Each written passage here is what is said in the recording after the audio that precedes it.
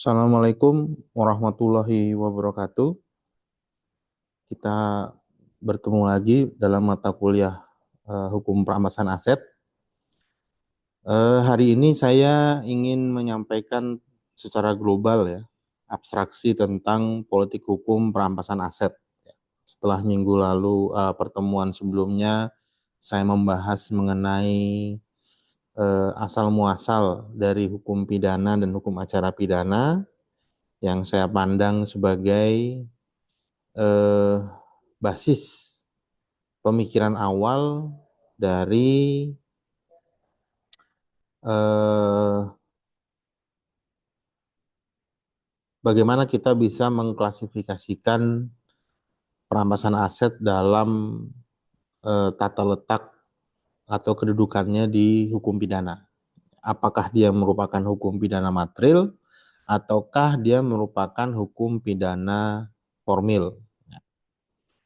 Nah, eh, seharusnya dengan pembelajaran yang lalu, Anda sudah dapat membayangkan kedudukan dari perampasan aset ini. Nah, untuk eh, mempertegas, mempertegas dari kedudukan perampasan aset, saya ada satu ungkapan, ya, tidak bisa disebut adagium, itu juga tidak bisa disebut sebagai asas, ya, tapi satu ungkapan agar Anda paham di mana kedudukan hukum dari perampasan aset. Nah, jika ini kalimat silogisme berarti ya, karena mendengar jika suatu tindakan hukum membatasi kebebasan seseorang, maka, jadi kalau ada jika harus ada kata maka, jika maka, kalimat silogisme itu adalah upaya paksa, ya. Nah, kalimat ini bisa Anda gunakan sebagai titik awal untuk memahami perampasan aset. Ya. Nanti di pertemuan berikutnya saya akan berikan satu kalimat lagi ya, untuk melengkapi. Ya. Oke, nah kita masuk ke politik hukumnya dulu. Ya, karena ini lebih penting sebenarnya dibanding kita langsung jumping ke pemahaman terhadap perampasan aset itu sendiri.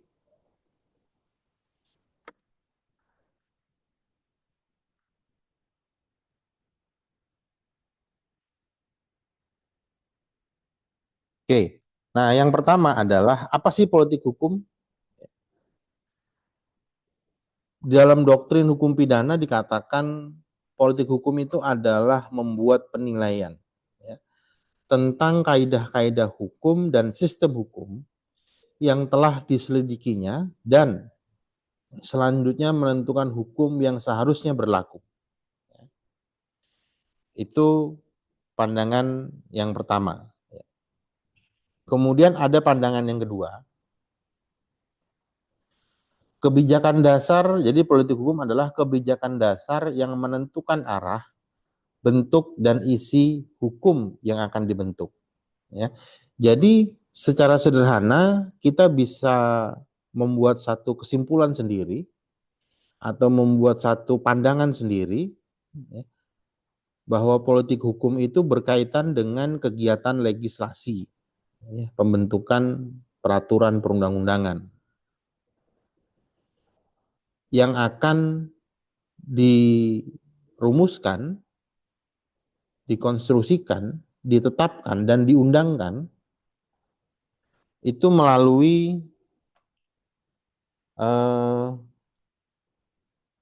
tindakan legislasi yang akan ditentukan atau akan dibuat oleh eh, DPR bersama Presiden. Sehingga eh, tindakan legislasi ini akan mempunyai bentuk ya, umumnya ya, mempunyai bentuk suatu peraturan perundang-undangan. Dan setiap tindakan legislasi itu selalu di latar belakangi oleh berbagai macam peristiwa yang justru peristiwa-peristiwa tersebut tidak bersifat yuris normatif. Ini yang perlu dipahami, bahwa pembentukan peraturan perundang-undangan itu sangat sedikit sekali, ya, sangat sedikit sekali yang didasarkan kepada fenomena-fenomena yang bersifat yuris normatif. Hampir rata-rata itu muncul karena adanya fenomena sosial. Makanya kita mengenal apa namanya istilah, ya bukan istilah, sorry, konsep tentang landasan pembentukan peraturan perundang-undangan. Ada landasan filosofis, ya ini ada di mata kuliah S1 dulu. Ada landasan historis, ada landasan eh, sosiologis, dan yang terakhir biasanya ditempatkan di konsideran mengingat, ya, sebagai landasan yuridis. Nah, jadi kalau Anda buka peraturan perundang-undangan itu setidaknya ada apa? Ada dua kolom di awal peraturan perundang-undangan, yaitu konsideran menimbang dan konsideran mengingat. Ya, konsideran menimbang itu isinya adalah landasan filosofis, landasan historis, landasan sosiologis, kemudian banyak ya, ada landasan tujuan juga ada gitu ya, tujuan dibentuknya undang-undang. Nah, kolom kedua, kolom terakhir itu biasanya berisikan landasan atau konsideran mengingat sebagai satu landasan yuridis, ya. Nah, ini menjadi penting untuk dipahami bahwa suatu peraturan perundang-undangan itu tidak muncul secara tiba-tiba. Selalu ada peristiwa yang mendahului. Selalu ada fenomena sosial yang mendahului. Oke, nah kalau kita bicara tentang gonjang-ganjing perampasan aset hari ini, ya banyak sekali pandangan-pandangan, ya, kalau kita baca di media massa gitu ya, karena perampasan aset hari ini masih dalam bentuk dialektika, ya, masih dalam proses diskursus, belum masuk ke dalam tindakan legislasi karena masih diusulkan itu. Seluruh pandangan yang beredar hari ini sebenarnya harus dikembalikan kepada landasan historis, ya. Tidak mungkin langsung masuk kepada landasan yuridis, nggak mungkin. Tapi masuk kepada landasan historis terlebih dahulu, bahkan juga sebagai landasan sosiologis. Di mana titik awalnya, ya, munculnya ide dari eh, perampasan aset. Kita harus kembali kepada tahun 97, 98, 99, ya, 3 tahun itu ya, 97, 98, 99. Sebagai satu bentuk reformasi. Ada yang bilang kalau dikatakan revolusi tidak terlalu tajam, ya, jadi lebih menggunakan kata reformasi. Kalau menggunakan kata revolusi terlalu politis. Nah, reformasi ketatanegaraan itu dimulai dari munculnya reformasi ekonomi, reformasi sosiologis gitu ya, yang akhirnya kita sama-sama mengalami, ya, sama-sama mengetahui, kita semua sebagai pengamat sejarah, terjadinya amandemen-amandemen terhadap konstitusi kita. Ya. Terjadi perubahan-perubahan pasal-pasal di dalam Undang-Undang Dasar yang diharapkan mampu mengakomodir dinamika perubahan yang terjadi. Sehingga khususnya tahun 99 ya, itu 1 tahun itu waktu zamannya B.J. Habibie sebagai presiden, terdapat, saya lupa ini literaturnya yang mengatakan kalau saya tidak salah 27 undang-undang atau 43 undang-undang gitu ya. Itu langsung dibentuk dalam 1 tahun itu. Jadi tahun 99 itu banyak sekali peraturan perundang-undangan yang dibentuk. Nah, persoalannya bukan cuma sekedar reformasi ketatanegaraan ya. Jadi orang hukum pidana harus mengakui ini. Jadi bukan cuma sekedar reformasi hukum pidana, enggak. Justru reformasi hukum pidana itu hanya impact dari reformasi ketatanegaraan. Misalnya pemisahan Polri dari TNI. Nah, itu kan dimulai dari perubahan perubahan Undang-Undang Dasar, kemudian muncul Undang-Undang Polri ya, sebagai tindak lanjut dari perubahan Undang-Undang Dasar itu sendiri. Nah, kemudian juga secara bersamaan ya, jadi ini bukannya terjadi satu-satu, tapi secara bersamaan sekaligus munculnya kemarahan publik terhadap perilaku korup dari pejabat. Ya. Nah, sehingga kita tidak heran tahun 99 itulah muncul undang-undang korupsi ya. Walaupun sebenarnya di tahun sebelumnya kita juga punya undang-undang korupsi, Undang-Undang Nomor 3 tahun 1971 kalau saya tidak salah. Nah, dianggap sebagai anak mas reformasi adalah Undang-Undang 31 tahun 99 yang kemudian direvisi ya, di amandemen, bukan dicabut ya, tapi di amandemen. Tolong, amandemen itu perubahan. Anda harus bisa membedakan mana yang dicabut, mana yang dirubah. Kalau amandemen berarti yang lama masih berlaku ya, melalui Undang-Undang 20 tahun 2001. Nah, itu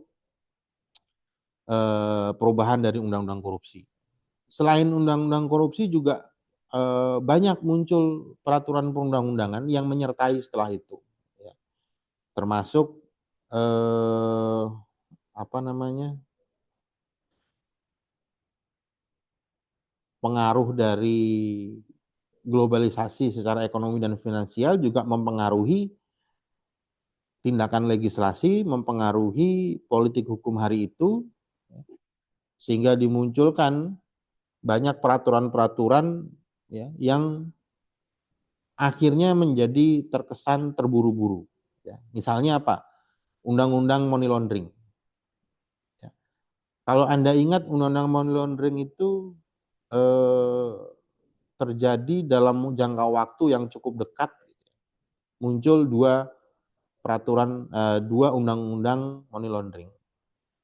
Yang di awal kalau saya tidak salah Undang-Undang 2003 gitu ya, itu muncul karena Indonesia diletakkan sebagai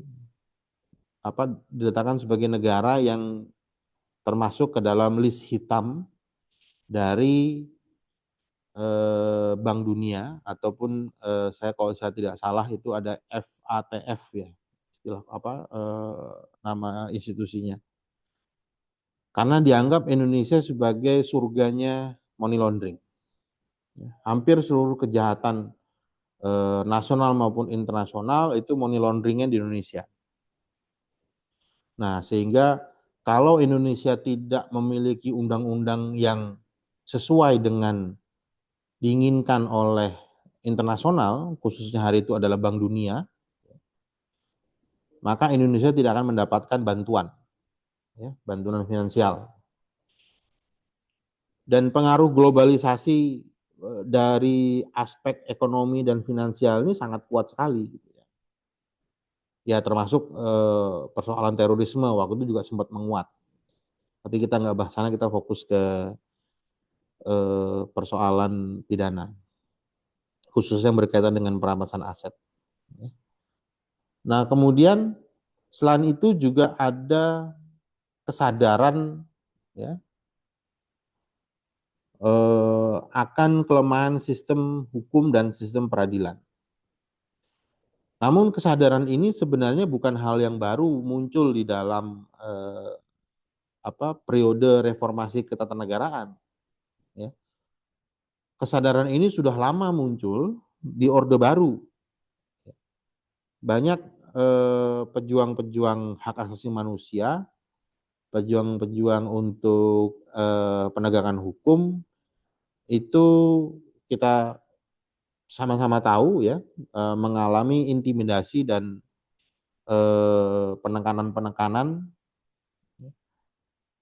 yang juga berkorelasi dengan perilaku korup dari pejabat pada saat itu.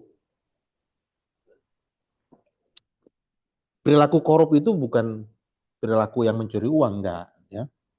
Tapi perilaku yang tercela sebenarnya. Perilaku yang menyalahgunakan kekuasaan dan kewenangan. Di samping itu juga munculnya kesadaran akan ada ketidakmampuan penegak hukum dalam menjangkau harta kekayaan yang dihasilkan dari suatu tindak pidana. Karena era itu yang fokus kajiannya atau fokusnya adalah kepada penyelenggara negara, ya, termasuk undang-undang tentang penyelenggara negara yang bersih dan bersih apa itu ya, nomor 28 tahun 99. Itu juga muncul di era itu. Ada kesadaran bahwa ternyata hukum pidana itu tidak superior. Mengapa dikatakan tidak superior? Karena ada beberapa peraturan perundang-undangan yang kemudian tidak mampu menjangkau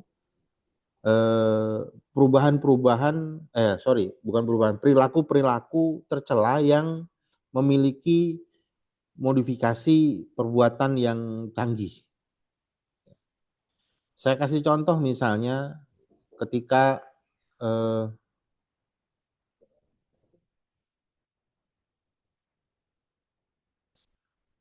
ketika eh,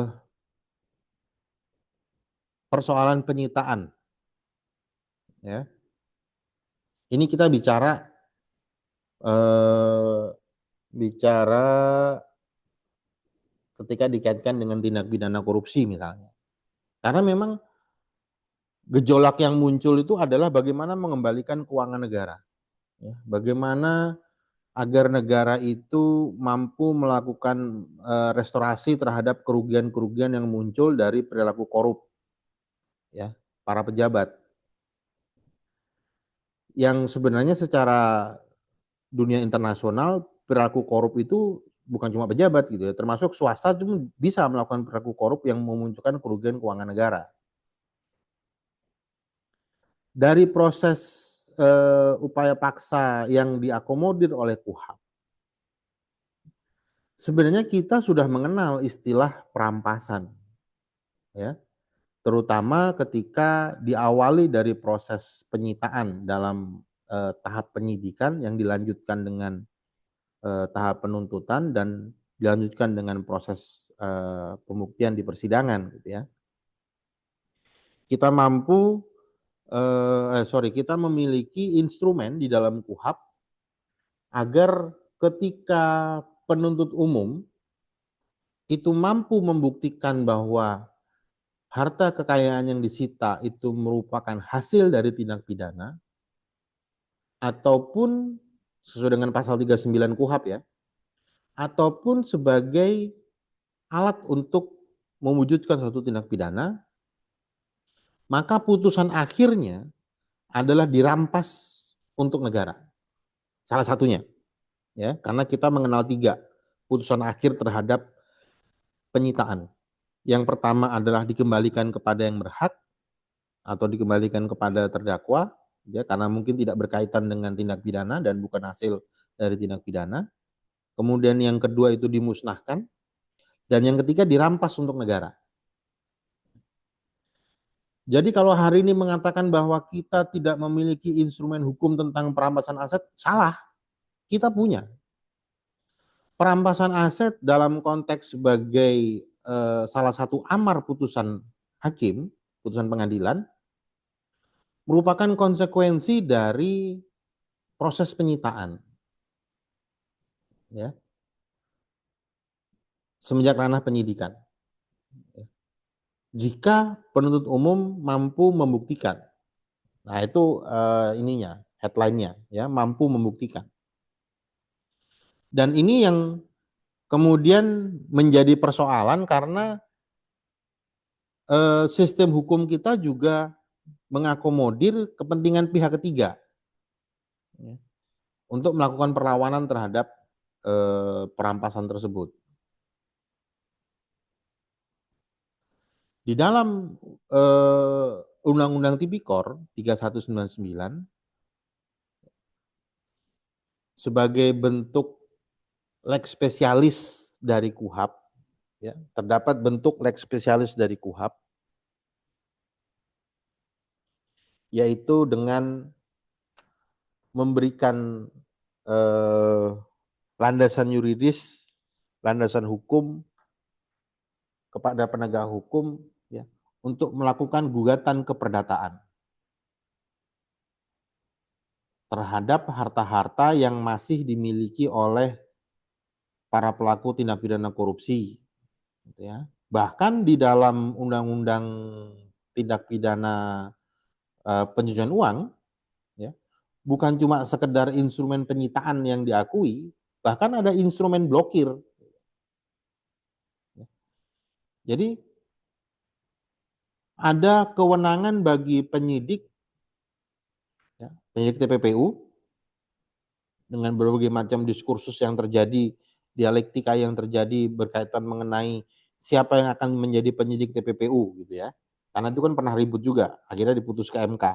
Penyidik TPPU adalah penyidik dari tindak pidana asal. Ya.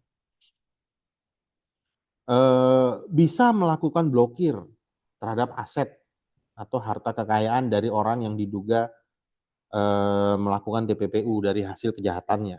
Jadi tidak terlepas hanya korupsi dan teroris gitu ya. Dari kejahatan lain juga bisa. Nah, selain itu juga ada pandangan, ada landasan yuridis khususnya dalam undang-undang korupsi berkaitan mengenai pengembalian kerugian keuangan negara. Ya, dalam pasal 18 itu ada bisa dijadikan satu amar untuk memaksa terpidana mengembalikan kerugian keuangan negara. Plus ditambah adanya gugatan keperdataan.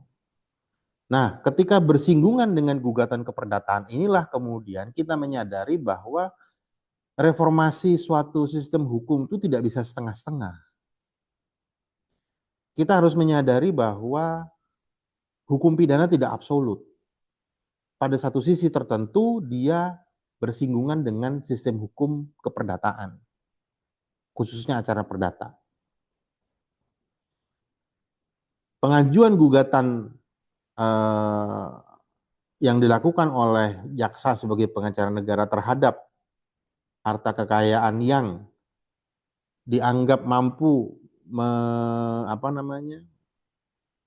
menutupi kerugian keuangan negara itu menemui hambatan ya karena ternyata acara perdata masih menggunakan HIR ya, masih menggunakan mekanisme yang lama dan seluruh literatur, seluruh referensi mengenai hukum acara perdata selalu mengatakan proses acara perdata, proses peradilan dalam ruang lingkup keperdataan itu memakan waktu yang cukup lama. Bahkan kalau bukunya Yaya Rahab di dalam bukunya yang berjudul Arbitrase, dia mengatakan itu sekitar 5 sampai 7 tahun ya, proses itu. Nah, ini yang ingin dipercepat ya, ingin dipangkas persoalan pengembalian kerugian keuangan negara sebagai salah satu bentuk pemulihan aset negara. Sampai hari ini belum ada peraturan perundang-undangan tentang pemulihan aset. Walaupun memang kita harus apresiasi kejaksaan membuat aturan-aturan internal tentang pemulihan aset tersebut. Ya, ada beberapa aturan yang dikeluarkan oleh Kejaksaan Agung. Nah, sehingga kesadaran-kesadaran ini, peristiwa-peristiwa historis dan sosiologis yang hari ini masih dirasakan, ya, Jadi kalau Anda perhatikan ya, Anda perhatikan peristiwa tentang misalnya terungkaplah suatu tindak pidana korupsi, ya, mega korupsi. Maka peristiwa reformasi kemarahan sosial era itu terbawa hingga hari ini, semua marah, ya. Seluruh lapisan sosial itu marah, termasuk dosen-dosen. Ya, udah korupsi masih bisa ketawa-ketawa dan segala macamnya. Negara dirugikan ini dan segala macamnya. Itu ujaran-ujaran yang umum kita dengar ketika penegak hukum melakukan conference terhadap tindak pidana korupsi yang dianggap besar gitu ya. Yang memang membawa dampak kepada inisiatif dari penegak hukum bagaimana segera mengembalikan kerugian tersebut. Nah, rancangan undang-undang perampasan aset mulai didorong, ya. Bukan tanpa dasar, ya. Dasarnya adalah 4 ini, gitu ya, justru. Ya. Jadi dasar itu tidak mesti harus dalil hukum, gitu ya. Tapi dasarnya adalah 4 ini. Saya mungkin bisa mengingatkan kepada teman-teman bahwa bagaimana munculnya Undang-Undang 44 tahun 2008 tentang pornografi dan pornoaksi, ya. Karena waktu itu saya masih sebagai mahasiswa, ya, masih ngikut pergerakan untuk mendorong itu. Hampir seluruh daerah di Indonesia itu bergerak melakukan demonstrasi agar DPR segera, ya, mensahkan undang-undang pornografi. Ya walaupun ada beberapa penolakan kayak misalnya di Bali ya. Dan itu pun sudah dikecualikan dalam peraturan perundang-undangan itu. Untuk kepentingan budaya dan pendidikan tidak termasuk sebagai pornografi dan pornoaksi. Nah, itu fenomena yang sama terjadi hari ini. Bagaimana seluruh akademisi dan penegak hukum itu mencoba untuk mendorong terjadinya disahkannya undang-undang perampasan aset. Nah, kemudian yang menjadi penting buat saya sebagai seorang akademisi adalah bagaimana kita mengawal, ya, formulasi dari rancangan undang-undang perampasan aset tersebut tidak menjadikan perilaku korup yang kedua muncul, ya. Mungkin beberapa teman-teman ada yang praktek, gitu ya. Juga ada yang sebagai penegak hukum. Saya sendiri juga beberapa kali menjadi ahli, ya, dalam persoalan eh, apa ketika membahas tentang penyitaan. Dan saya sampai kepada level maklum gitu ya, karena memandang pembuktian dari sisi keperdataan itu sulit, gitu kan, makan waktu yang lama, sehingga dalam praktek itu nggak semua ya, nggak semua, tapi ada beberapa gitu ya, ada beberapa kasus-kasus tertentu saja yang pernah saya handle itu, saya sebagai ahlinya, terjadi proses penyitaan yang justru terhadap aset yang ada sebelum tindak pidana terjadi. Ya. Karena kita masih mengacu kepada pasal 39 KUHP. Barang bukti apa saja yang bisa disita, benda apa saja yang bisa disita. Itu ada ininya, ada parameternya. Yang hasil tindak pidana digunakan sebagai alat untuk menunjukkan tindak pidana, benda atau alat yang berhubungan langsung dengan tindak pidana gitu ya. Ada di pasal 39 ayat 1 ada parameternya. Itu membutuhkan kajian-kajian yang tidak sederhana. Nah, akhirnya beberapa kasus terjadi simplifikasi, ya. Udah sita aja dulu, nanti pembuktian di pengadilan. Ya. Salah nggak seperti itu? Tidak juga, karena memang di pengadilan kalau KUHP, ya, putusan pengadilan salah satu amarnya berkaitan dengan pembuktian terhadap kepemilikan aset yang disita adalah dikembalikan kepada terdakwa atau dikembalikan kepada yang berhak. Jadi artinya walaupun perilaku itu ada, terdakwa ataupun pihak yang terkait itu masih punya peluang untuk memperjuangkan itu. Ya. Karena memang saya memaklumin bahwa proses pembuktian pengumpulan data terhadap tindak pidana korupsi itu tidak sederhana. Bahkan modifikasi tindak pidana korupsi yang bercampur dengan tindak pidana pencucian uang itu juga tidak sederhana. Misalnya penyidik, ya, baik penyidik Polri maupun penyidik kejaksaan itu mencoba untuk berkoordinasi dengan PPAT untuk melakukan pelacakan terhadap aliran uang dari suatu tindak pidana korupsi. Itu jangankan PPAT turun gitu ya. Mendapat respon dari PPAT aja lama. Saya banyak teman-teman penyidik sering cerita, responnya lama dari PPAT. Nah, karena saya mungkin kalau nggak salah PPAT nggak punya cabang ya, nggak buka cabang, terpusat di ibu kota. Itu juga menjadi kendala, ya, kendala sistem hukum itu. Nah, inilah kemudian persoalan-persoalan ini menjadi trigger desakan kuat untuk disahkannya RUU perampasan aset. Nah, saya pribadi justru mengambil posisi agak berseberangan gitu ya, pribadi.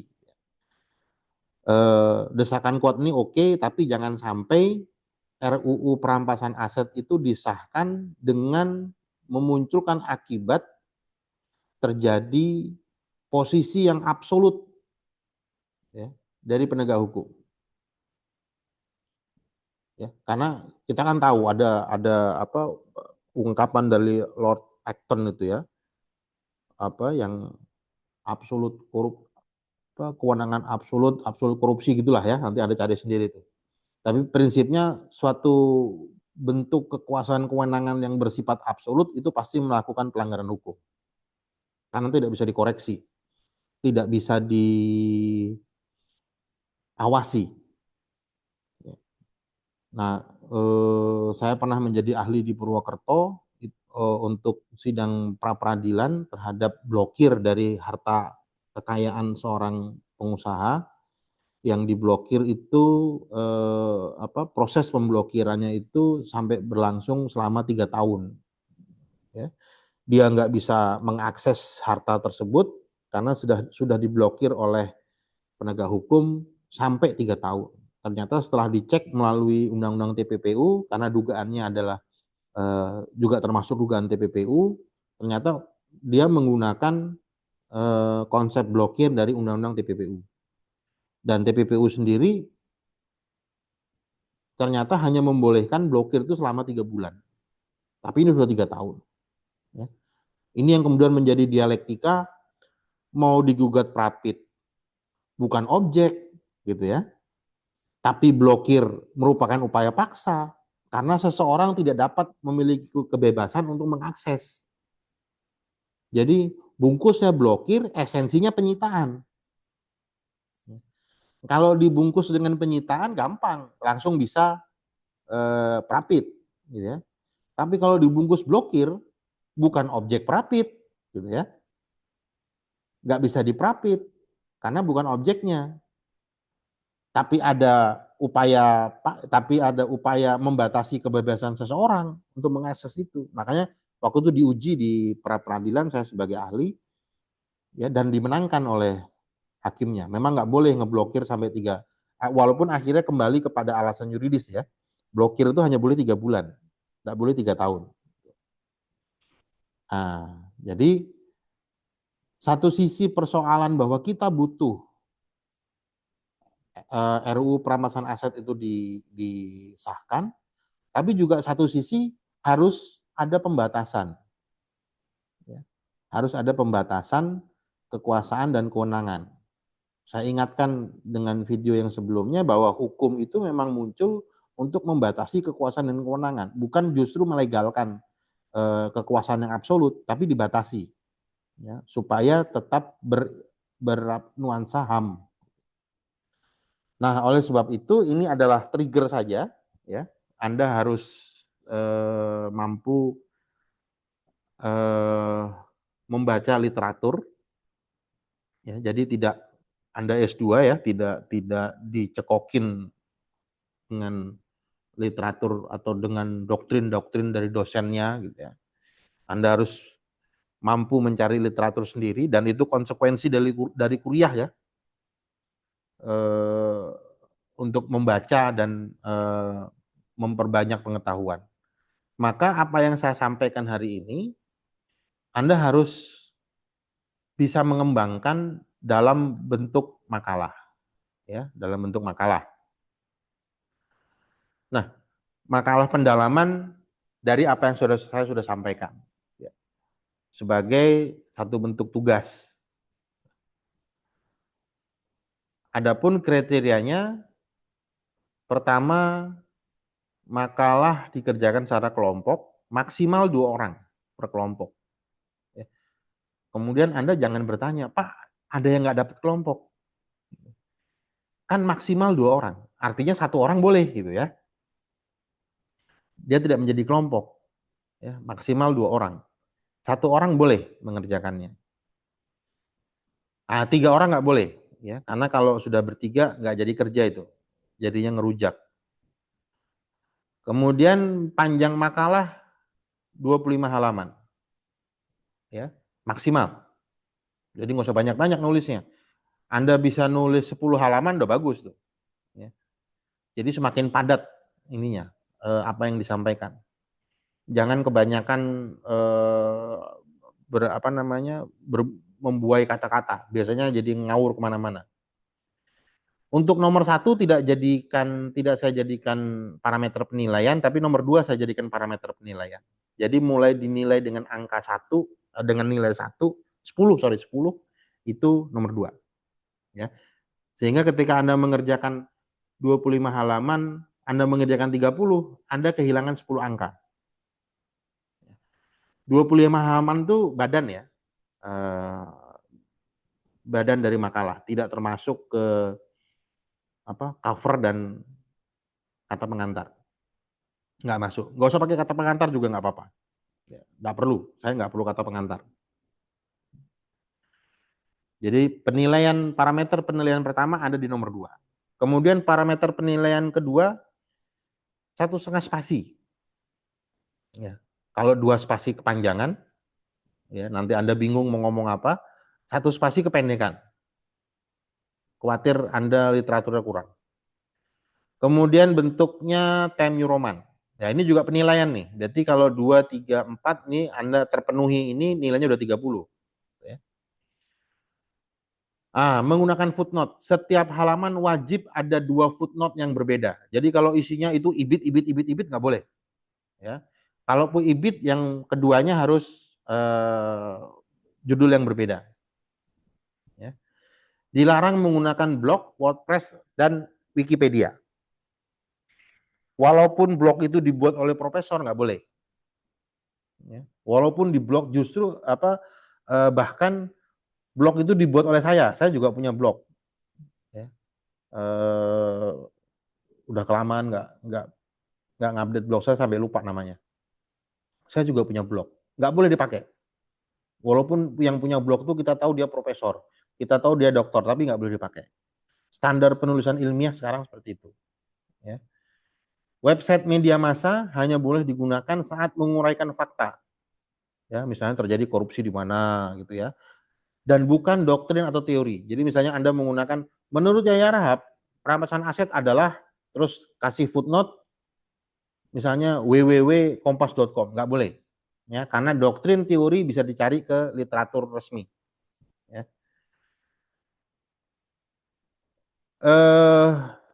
Kemudian referensi hanya boleh menggunakan artikel jurnal nasional dan atau internasional. Ya. Jadi sudah berapa nih? 1, 2, 3, 4, 5. Kalau terpenuhi ini nilainya 50. Ya. Saya tidak masuk dulu ke substansi karena saya ingin Anda membiasakan menulis. Hukum itu kakinya 3. Ya, berpikir, menulis, berbicara. Ya. Jadi jangan mengaku orang hukum kalau nggak bisa nulis. Pak, saya kan nggak bisa nulis. Kalau yang lawyer, nggak mungkin. Anda biasa nulis gugatan, nulis eksepsi. Ya tapi kan beda caranya. Iya, justru karena hanya beda cara. Dibiasakan untuk menulis ilmiah. supaya ada bedanya antara sarjana dengan LSM. Ya. Artikel jurnal yang digunakan maksimal 5 tahun terakhir. Jadi artikel yang Anda gunakan, yang boleh Anda gunakan, paling tua itu adalah 2020. Ya, paling tua 2020.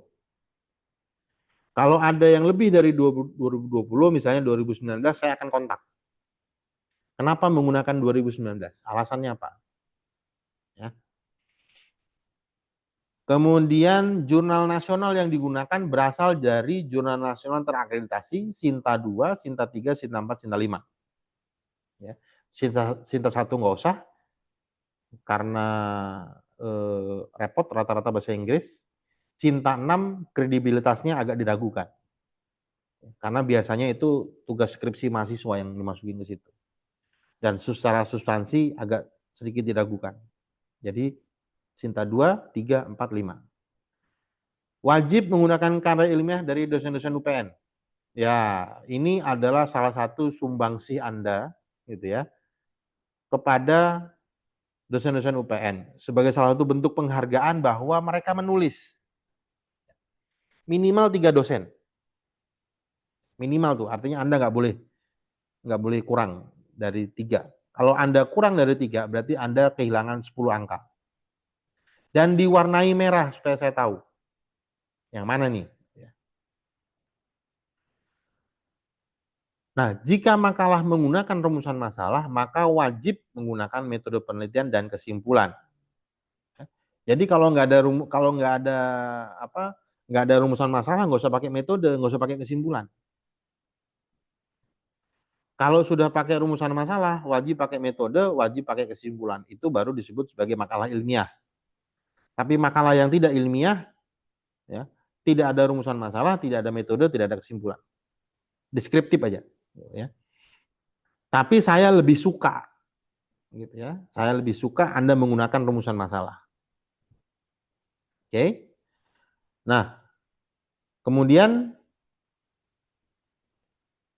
wajib ada daftar isi dan daftar pustaka. Ya, kata pengantar nggak wajib. Ya. Tapi kalau cover itu bukan masalah wajib, itu masalah etik. Ya masa bikin makalah nggak ada apa ujungnya tahu-tahu daftar isi kan nggak mungkin. Pasti ada covernya. Kita aja pakai baju kok. Ya, jadi makalah pakai ada bajunya itu cover. Nah, waktu pengumpulan paling lama 2 minggu. Ya, jadi cukup lama nih. Ya, kalau buat saya kelamaan sih. Saya paling kalau buat begini-begini 3 hari 4 hari jadi. Ya, tapi saya yakin Anda semua bekerja gitu ya. Maka 2 minggu sudah cukup lama. Sehingga yang jadi parameter penilaian adalah nomor 2 sampai nomor 11. 1, 2, 3, 4, 5, 6, 7, 8, 9, 10. Terpenuhi semua 10, 100. Substansi nanti. Setelah dikumpulkan baru nanti kita akan presentasi, disitulah baru akan saya nilai substansinya. Ya, jadi nanti akan ada 2 penilaian, penilaian makalah dan penilaian substansi. Berarti penilaian substansi di minggu ketiganya. Setelah minggu kedua pengumpulan, minggu ketiga penilaian substansi. Oke, nah ini adalah parameter dari pembuatan makalah pendalaman. Yang tadi saya sampaikan dari awal itu adalah kunci-kunci saja, clue-cluenya. Ya, Anda harus bisa mengembangkan sendiri. Kenapa saya minta Anda mengembangkan sendiri? Supaya logika berjalan. Ya. Kalau logika sudah berjalan, kemudian belajar menuangkan. Nah, itu salah satu bentuk latihan.